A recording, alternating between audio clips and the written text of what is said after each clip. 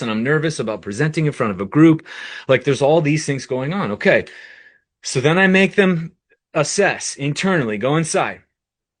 Of all the responses and all the feelings and all the ways your bodies responded to this instance, was anybody's body pathological in that response? And everyone, of course, would say no. What about the ones that didn't like the feeling?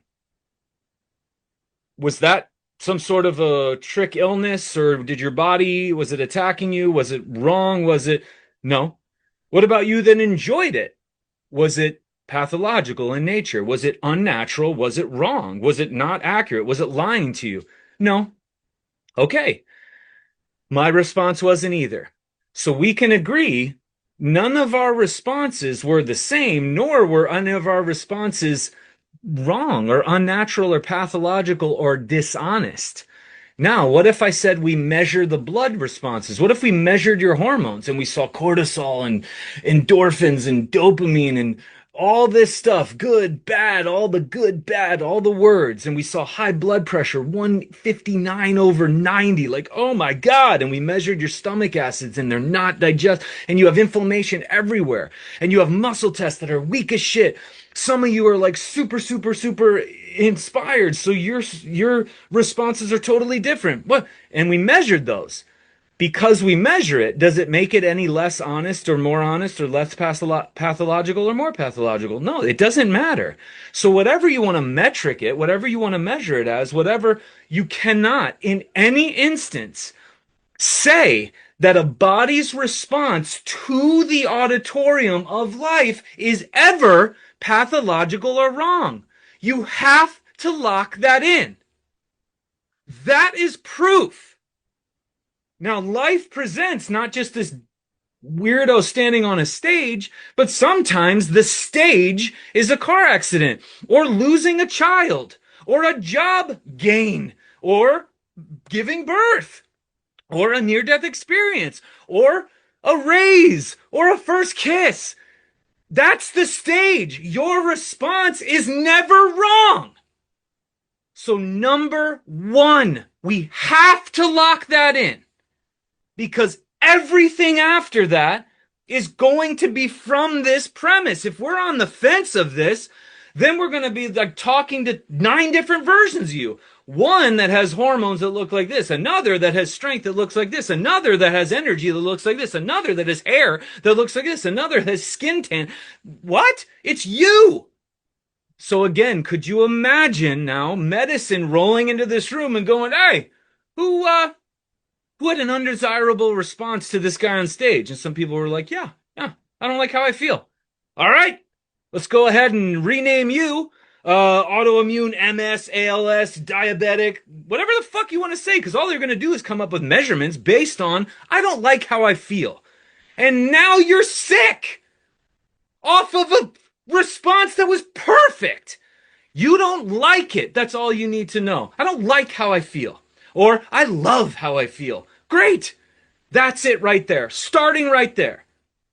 That's the perfection we have to start from, because if we don't, then we're just spinning around hoping to throw darts in the dark and hit something. That's why all of medicine does.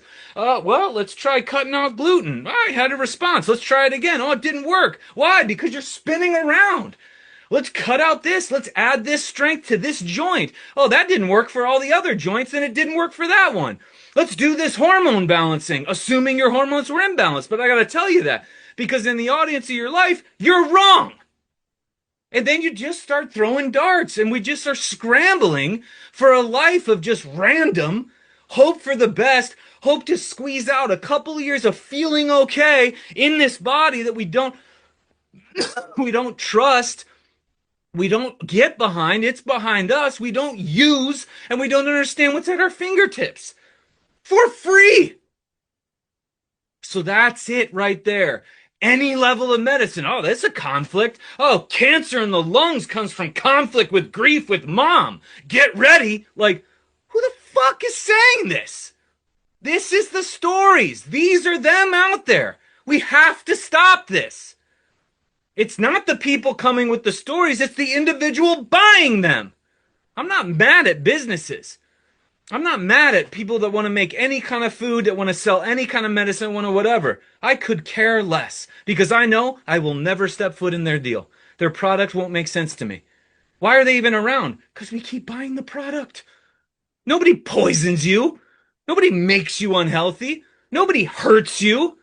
It's 100% choice. Now let's go ahead and take that back. Let's own that in this skin of we're owning this. Now, how can I put myself in? Okay, I kind of get what you're saying.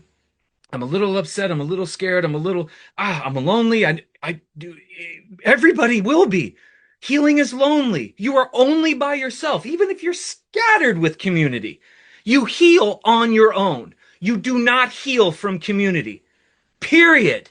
You bring yourself to community, but the work is you there. The community is off of you.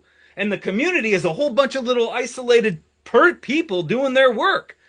That if they're not doing the work, this person's bringing this whole down. What the fuck? Let's go. For all of you that belong like groups and retreats and all this, man, you're just a bunch of crabs pulling everybody down. Hold yourself up. That's like with teamwork, right? So again, you with you, very lonely, very isolated, very, very independent, but very able, and very much you already have everything I'm about to talk about. Every level of medicine that you would ever need, you already have. And that is, all right, now let's go find it, right? Let's go find it and try to apply it. What are you talking about? Here we go.